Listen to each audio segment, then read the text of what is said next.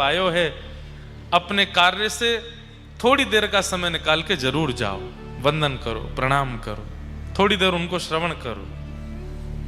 ऐसे ही भक्ति पुष्ट होगी बंधुओं। खूब आनंद के साथ आप लोग हमारे मथुराधीश लाला ब्रज के यहाँ विराज रहे हैं, हमारे बांके बिहारी जी विराज रहे हैं। खूब लाड़ लड़ाओ, खूब प्रेम से उनकी सेवा करो। उद्देश्य क्या है जीवन का? मैंने पहले दिन भी कहा, आज फिर कहूं, हमारे जीवन का उद्देश्य केवल एक है। हरि तो हमारे प्रिय हैं, पर हम भी हरि के प्रिय हो जाएं, हरि को हम भा जाएं। ठाकुर जी कभी कह दें, जे तो मेरो है, मेरो है, यहाँ पे मेरो अधिकार है, और उसके लिए हम चाहे जैसी योजनाएं बना लें, ठाकुर जी के प्रिय बनना है हमें, उनके प्रिय बन गए तो सब आनंद होगा।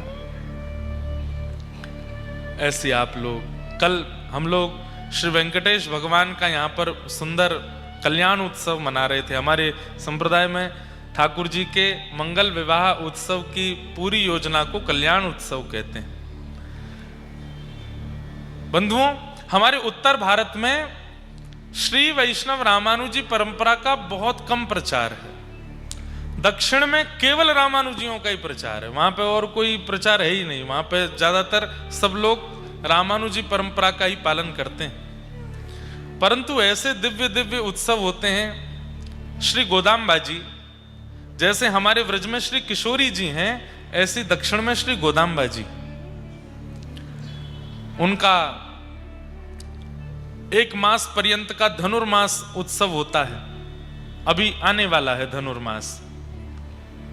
श्री गोदाम्बा जी कथा सुनी, और कथा में जब गोपियों के बारे में उन्होंने जाना, गोपियों के प्रेम के बारे में उन्होंने सुना, 1 मास पर्यंत तक उन्होंने एक व्रत किया। कभी श्री वैष्णव रामानुजी परंपरा के जो वैष्णव यहां बैठे हैं, या जो दीक्षा लेना चाहते हैं या ले चुके हैं, आचार्य चरणों से एक बार धनुर्मास की विधि पूछिएगा कि कैसे, किस विधि से व्रत होता है। रोज एक गाथा सुनाई जाती है ठाकुर जी की, उसमें व्रत में नियम होते हैं, उन नियमों से किया जाता है। खूब नृत्य होता है, उत्सव होता है। 1 महीने के उस व्रत का फल क्या मिलता है? गोदाम्बा जी की थोड़ी लीला चर्चा सुनाए आपको। दक्षिण भारत में एक आलवार हुए, उनकी पुत्री थी श्री गोदाम्बा जी। तो श्री गोदाम्बा जी बचपन से ही उनके पिताजी रंगनाथ भगवान की माला सेवा में नियुक्त रहते थे। बंधुओं, अगर जीवन में चाहते हैं कि ठाकुर जी आपसे प्रसन्न रहें, तो अपने घर में तुलसी जी, खूब सारी तुलसी जी और पुष्पों के पौधे नियुक्त कर दीजिए, और उन्हीं से निर्माण करके चाहे छोटी माला बनाओ, अपने हाथ से बना के ठाकुर जी को पधराओ। ठाकुर जी इतने रीझ जाते हैं। श्रीमद् भागवत में वर्णन आता है, जब भगवान कंस वध करने के लिए मथुरा जा रहे थे, तो एक माली ने अपने बगीचे के पुष्पों से माला बना करके पहनाई। तब ठाकुर जी वहां वर्णन करते हैं, जो व्यक्ति स्वयं सिंचन करके बगीचों से पुष्प तोड़ करके माला बना करके मुझे धारण कराता है, मैं उससे सदा रीझा रहता हूं, सदा प्रसन्न रहता हूं। और ठाकुर जी रीझ जाएं तो फिर कोई और की मजाल के हम तो रूठ जाए। ठाकुर जी प्रसन्न रहें तो सब प्रसन्न रहेंगे। इसलिए तुलसी जी हों, पुष्प हों, बहुत सुंदर सेवा है। आप ठाकुर जी का मधुर श्रृंगार नहीं कर पाते, भोग नहीं बना पाते, उसके लिए कोई व्यवस्था कर दो, पर अपनी सेवा एक जुम्मे रखो। क्या? नित्य माला जी सिद्ध करके ठाकुर जी को धराओ। माला जी सिद्ध करना भी एक कला है। हमारे ठाकुर जी तो इतने छोटे से हैं, अभी आमेंगे देखियो, पता ही नहीं चलेगी कहाँ है ठाकुर जी। छोटे से हैं लाला, लेकिन छोटे से ठाकुर जी की माला कैसे बनती है? जैसे ये गुलाब की पंखुड़ी है ना, इसको एक बार मोड़ो, फिर एक और बार मोड़ दो, फिर एक और बार मोड़ दो, तो ये छोटे हो जाएंगे। ऐसे छोटी छोटी, कुछ लाल पंखुड़ी, कुछ हरी पंखुड़ी, कुछ सफेद पंखुड़ी, ऐसी छोटी सी माला बनती है, तब धारण करते हैं। ठाकुर जी को माला इतनी प्रिय है।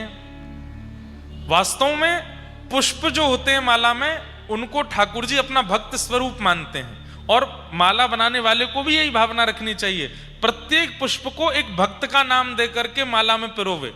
सूरदास जी आ गए, ये तो मीराबाई आ रही हैं, अभी तो ये कुम्मन दास जी आ रहे हैं, ये गोदाम्बा जी आ रही हैं, ये बरबर मुनि स्वामी आ रहे हैं, ये यमुनाचार्य जी आ रहे हैं। ऐसे करके जो भक्तों के नाम आपको याद हैं, भक्तों का नाम धारण करके एक माला बनाओ। भक्त माल बन गई, फिर ठाकुर जी को धारण। इतने प्रसन्न होते हैं ठाकुर जी, चारों तरफ भक्त बैठ गए, मेरे कंठ पे लग गए, और फिर ठाकुर जी उनके संगी अपना मन लगाते हैं। तो जिसे चाहिए कि ठाकुर जी रीझे रहे, नित्य माला सेवा किया करो ठाकुर जी की। तो श्री गोदाम्बा जी के पिताजी माला बनाते, सिद्ध करते और श्री रंगनाथ भगवान को धारण कराते। लेकिन उनका नियम था कि माला सिद्ध करने के बाद अपरस में स्नान करने के लिए जाते, शुद्ध अवस्था में आ जाते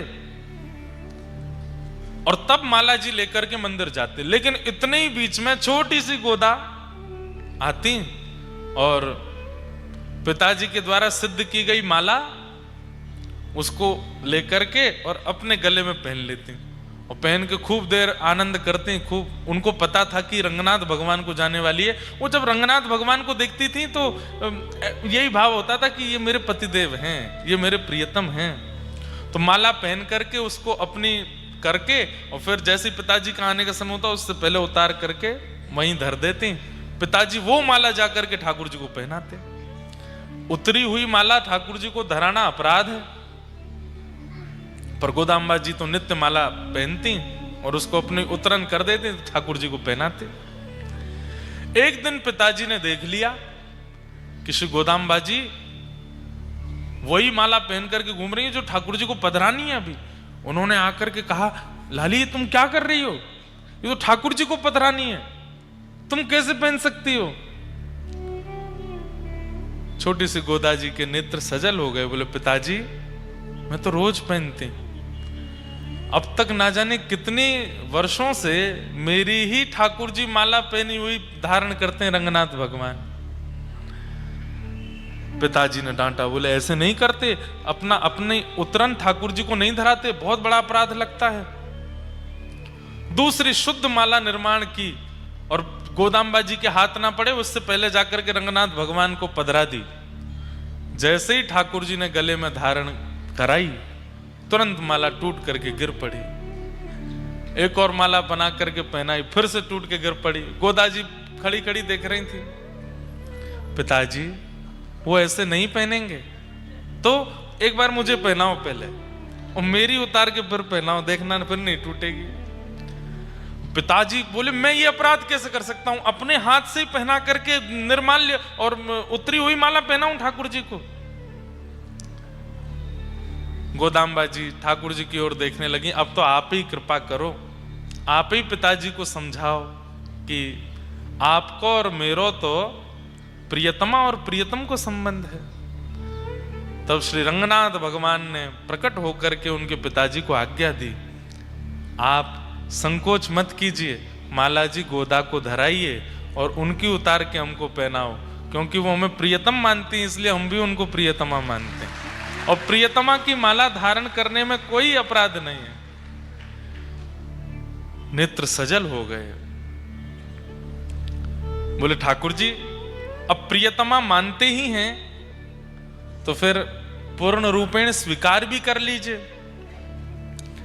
और उसके लिए जो नियम साधन हो वो करिए। तो फिर 1 मास पर्यंत का धनुर्मास व्रत गोदाम्बा जी को बताया और श्री गोदाम्बा जी नित्य व्रत करती हैं और दिव्य प्रबंध का पाठ भी होता है। वहां पर नित्य ठाकुर जी की एक गाथा सुनाई जाती है। 30 गाथाएं हैं, 30 दिन के गाथाओं में 30 दिन का उत्सव चलता है। दक्षिणी भाषा में है, लिपि साउथ की है, पर बड़ी अद्भुत है। उन गाथाओं को गाकर के जो भी कन्या, जो भी पुरुष 30 दिन का व्रत कर लेता है उसको फलस्वरूप क्या प्राप्त होता है सुनो। 30 दिन बाद जैसे ही गोदाम्बा जी का व्रत पूर्ण हुआ, पिताजी के स्वप्न में ठाकुर जी आए और कहा अब आपकी पुत्री को हम स्वीकार करेंगे, इनका स्वयंवर करो। बोले स्वयंवर क्या करना, जब आप स्वीकार कर ही चुके हो जब आप मान ही चुके हो कि आप इनको स्वीकार करोगे पत्नी रूप में, तो आप आ जाइए स्वयंवर में, तो बहुत सारे वर आते हैं। तो बोले आपकी जो गृहिणी है, आपकी जो लाली गोदाम्बा है, इन्होंने इतना सुंदर दिव्य व्रत किया है कि मेरे जितने भी रूप हैं दक्षिण में, चाहे वो वेंकटेश तिरुपति बालाजी हैं, चाहे वो रंगनाथ हैं, चाहे वो वरदराज हैं, चाहे वो संपत कुमार हैं, सबके चित्त में इच्छा हो रही है बोले गोदाम्बा जी से तो हम ब्याह करेंगे। मतलब एक ही ठाकुर जी हैं, एक ही ठाकुर जी के अलग अलग रूप हैं, जैसे राधा रमण जी, राधा वल्लभ जी, बिहारी जी, मदन मोहन जी, गोपीनाथ जी, आदि आदि सब ठाकुर जी के एक ही ठाकुर जी हैं, पर सबके रूप अलग अलग हैं। ऐसे ही दक्षिण में भी नारायण एक ही हैं, पर उनके रूप अलग अलग हैं, मंदिर अलग अलग हैं। सब लोग इधर देखो, ध्यान से सुनो। ठाकुर जी बोले सबकी इच्छा हो गई है इनका व्रत देख करके कि इनसे ब्याह तो हम करेंगे। मतलब सोचो, अब हम लोग उत्तर भारतीय हैं, इसलिए हमको वृंदावन के मंदिरों से समझाना पड़ेगा कि किसी भक्त की भक्ति पर राधारमण जी भी रीझ गए, बिहारी जी भी रीझ गए, राधा वल्लभ जी भी रीझ गए, मदन मोहन जी भी रीझ गए, गोविंद देव जी और गोपी, सब में होड़ लगी है, बोले यहाँ पे कृपा तो हम करेंगे। ऐसे ही दक्षिण में हो गया। तो इसलिए ठाकुर जी ने कहा आप तो स्वयंवर करो, और स्वयंवर का नियम जो पहले मंडप में आ जाएगा उसका विवाह गोदाम्बा जी से होगा। बंधुओं, इसे कहते हैं रास। ठाकुर जी में होड़ लग रही है भक्त के पास जावेगी, तुम पीछे हटो मैं पहले जाऊंगा। तो श्री गोदाम्बा जी के पिताजी ने पत्री बनवाई, शादी की जैसे पत्रक होती है, और प्रत्येक दिव्य देश में जाकर के ठाकुर जी को निमंत्रण देकर के आए कि हमारी लाली को ब्याह है, आप भी दुल्हा बन के आओ, क्या पता जयमाल हो जाए। तिरुपति गए, रंगनाथ गए, श्री वरदराज गए, श्री संपत कुमार गए, उत्तर में बद्री विशाल गए, जगन्नाथपुरी गए, द्वारिकापुरी गए, सब जगह पत्रक बांट करके आए पिताजी सारे मंदिरों में। वह हमारी लाली का स्वयंवर हो रहा है, सारे हरि, सारे ठाकुर जी आ जाओ, जो पहले पहुंचेगा वहां से ब्याह। पत्रक पहुंच गया। अब यहां श्रीरंगम में विराजमान श्री रंगनाथ भगवान वो बड़ी चिंता में बैठे हैं। तभी गरुण जी आदि सब आकर के बोले जय जय, बड़े चिंता में हो, कहा बात है? बोले हमको ये लग रही है कि ये गोदाम्बा जी तो हमसे प्रेम करती हैं, पर ये हमारे ही स्वरूप हैं साबरे, और सब में होड़ लगी है। वहां जगन्नाथ जी तैयारी करे बैठे, बोले मैं पहले पहुंचूंगा। बद्रीनाथ जी कह रहे हैं मैं तो ऊंची पहाड़ी थी सीधी छलांग मारूंगा, दक्षिण ही पहुंचूंगा। तिरुपति जी कह रहे हैं कि मैं पहले पहुंचूंगा, पद्मावती जी नीचे भेज देंगे। हम कैसे पहले पहुंचे? गरुण जी बोले आप हमको आज्ञा। बोले तुमको क्या आज्ञा? तुम भी तो सब जगह हो, अब तुम अकेले यहां विराजमान हो तो तुमसे कुछ कहें? तुम द्वारिका में भी हो, तुम बद्रीनाथ में भी हो, तुम जगन्नाथ में भी हो, सब जगह तो हो। सब ने तुमको आज्ञा कर दी, सबको लेकर के तुम एक ही समय पर पहुंचोगे, क्योंकि गरुण जी की गति तो एक जैसी है। गरुण जी बोले नहीं भगवान आप आज्ञा करो। बोले देखो हमारी हृदय की परम इच्छा है कि गोदाम्बा जी से तो हम विवाह करें। अगर तुम हमारी बात मानो, बाकियों की मत मानना, बाकी तुम्हारी प्रतीक्षा में बैठे रहें, थोड़ा विलंब कर देना, हमको पहले पहुंचा दो। तो श्री गरुण जी बोले हमको क्या मिलेगा फिर?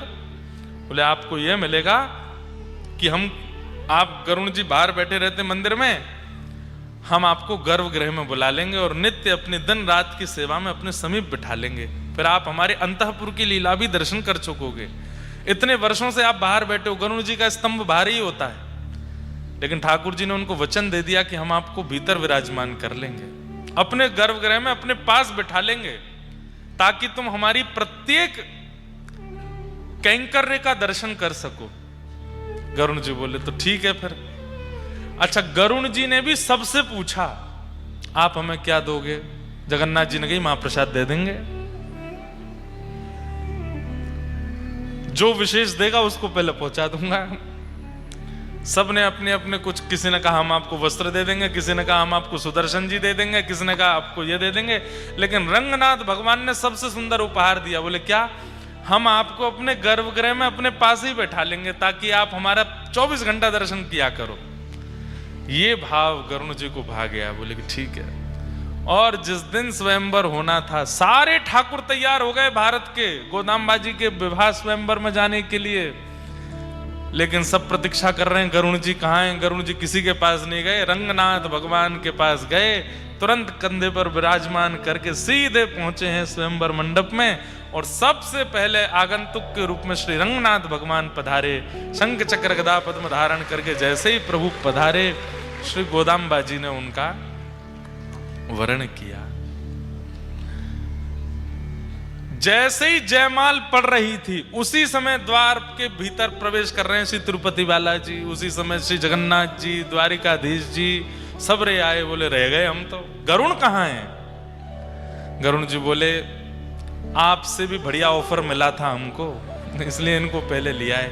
इन्होंने गर्भगृह में बैठाने का हमको आश्वासन दिया है, इसलिए हम इनको पहले लिया है। बोले अब हम लोग क्या करें, आ तो गए हम लोग।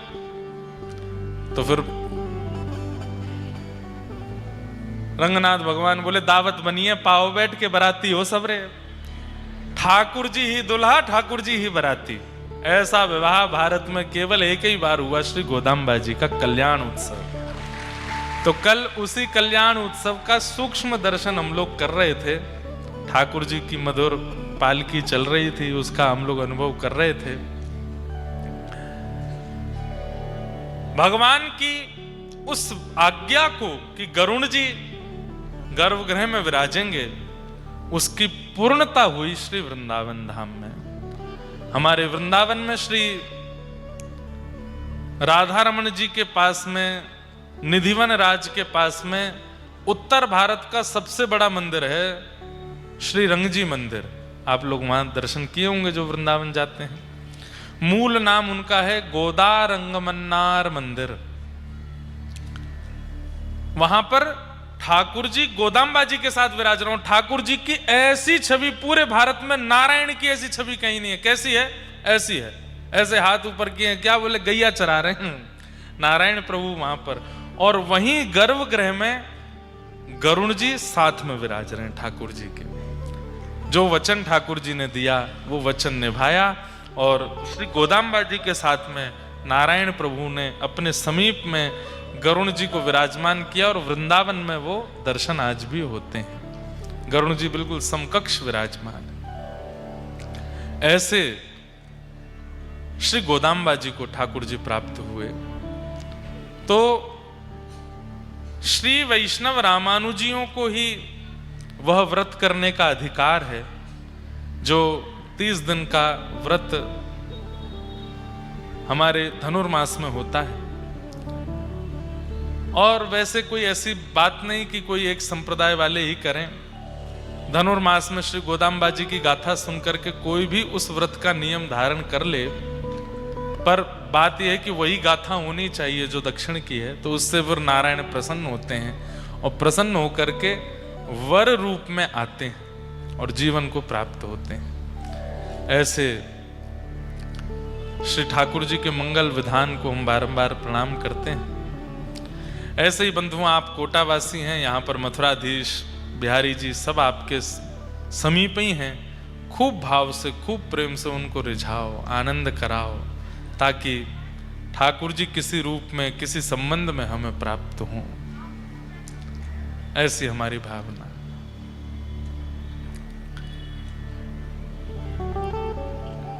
कल हम लोग रास बिहार का श्रवण कर रहे थे।